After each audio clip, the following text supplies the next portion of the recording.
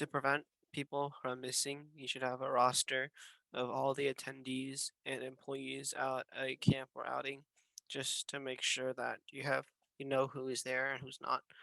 And everyone should practice the buddy system as well, so it's harder to get lost. When someone is missing, you should always check the obvious places they could be at, like their tent, maybe their campsite, or the showers, bathrooms, dining halls, etc. And then you can also ask a lot of questions because that could provide a lot of information for you when you're looking for someone. For example, you can ask them where did someone last see this person before they went missing, or does anyone know like who they were with or which way they're going, and when did they leave if they saw that. You can also ask about the mood they were in before they left. Perhaps they were angry, or maybe they were homesick. So that was the reason they decided to leave. Um, if you can't get any useful information or find them with these steps, you should probably contact the authorities. They will have like professional search teams that will go out and find them. To prevent fire emergencies, you should keep any flammable uh materials away from like other flammable materials like your tent. It could easily set on fire if there was a fuel and a spark that happened.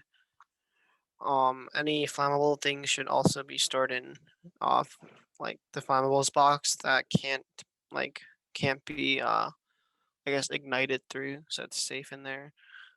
Don't bring like explosives or get like fireworks and like that to camp because that's also dangerous. Uh, the fire guard chart is like that chart you see when you sometimes enter a national park. I think it tells you like what are the chances of a wildfire happening today, a forest fire happening today. You should check that and also select the fire warden, which is someone who will, I guess, watch out for fires and alert everyone, like watch over everyone's activities when involved with fire. Um, Fire barrels are like just barrels that you can hold materials to put out fires like water, dirt, or snow. They can all put out fires, and I guess you can also keep buckets of water and dirt at each tent to be more safe. Fire extinguishers should be put in visible and accessible locations, and you should follow all Forest Service fire restrictions. And to respond, if you can locate the fire, you should tell authorities. If the fire is small, you can suppress it with campfire fighting equipment. If it is big, then leave it alone and prepare to evacuate. And when evacuating, there should be a fire alarm siren that sounds, and members should all report to the evacuation areas if established, or to the campsite, or to the nearest like program area, like a dining hall or a cafeteria, to await further instructions. A medical emergency is an acute injury or illness that poses an immediate risk to a person's life or long-term health, sometimes referred to as situation risking. So the first step you want to do for medical emergencies is to always call 911 or your local access number for emergency medical service. This is because they're trained professionals on that line, and it is always going to be the person you're treating is always going to be better in the hands of the professionals rather than yourself.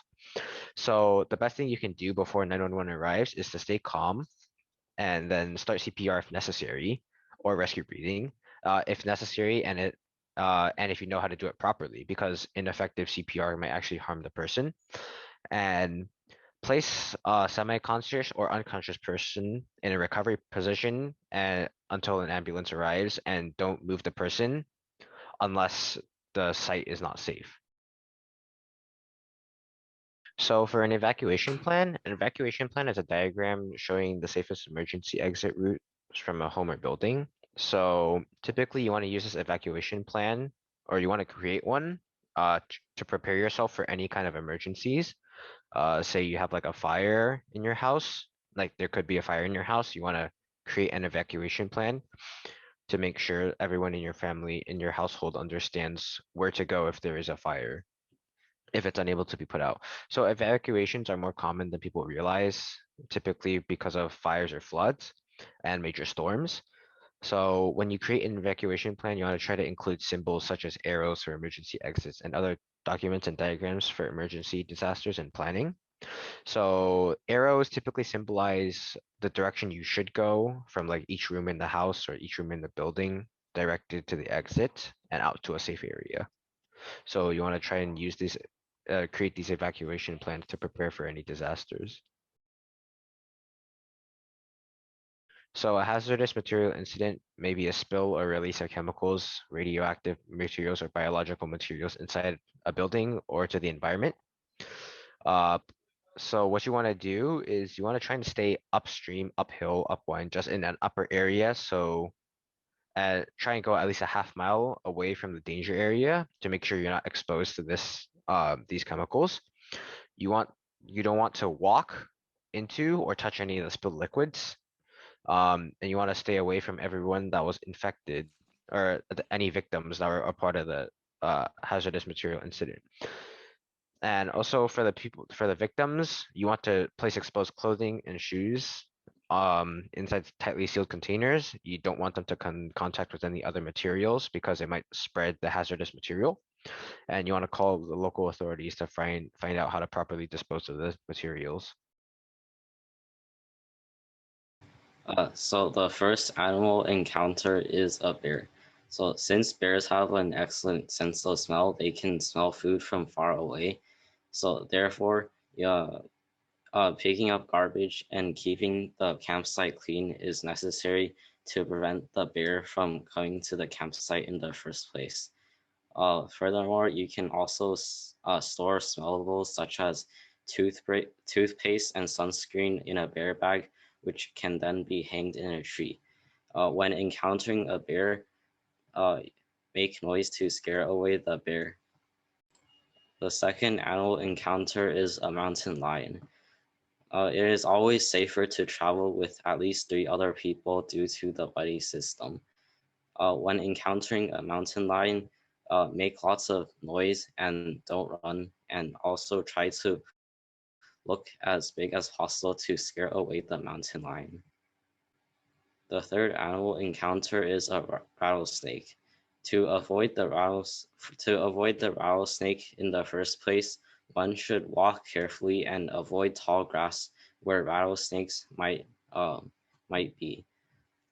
Once a rattlesnake is seen, move away as fast as possible and go around the snake and report it to a ranger or whoever is in charge. In the event of an earthquake, one should move away from things that could fall, since the shaking could dislodge items on shelves, which could fall on a person and injure you. If one is inside a building, either take cover or get outside of the building. Uh, After the main earthquake, there might be a few aftershocks which can still damage more things, so look out for them. Finally, after an earthquake, make an head count to make sure that no one is lost or missing.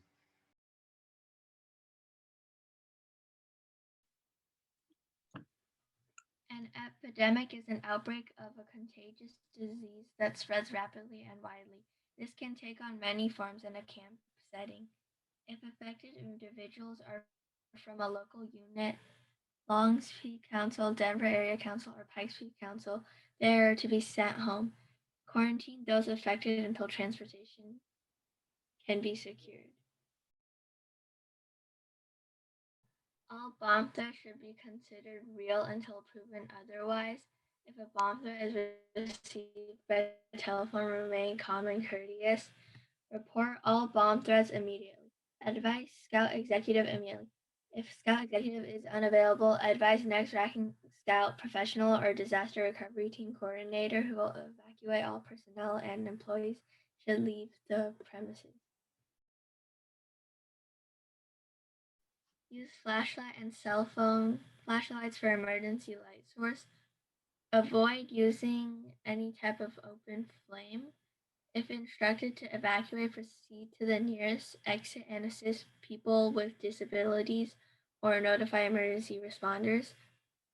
Keep refrigerators and freezers closed so that your food doesn't rot.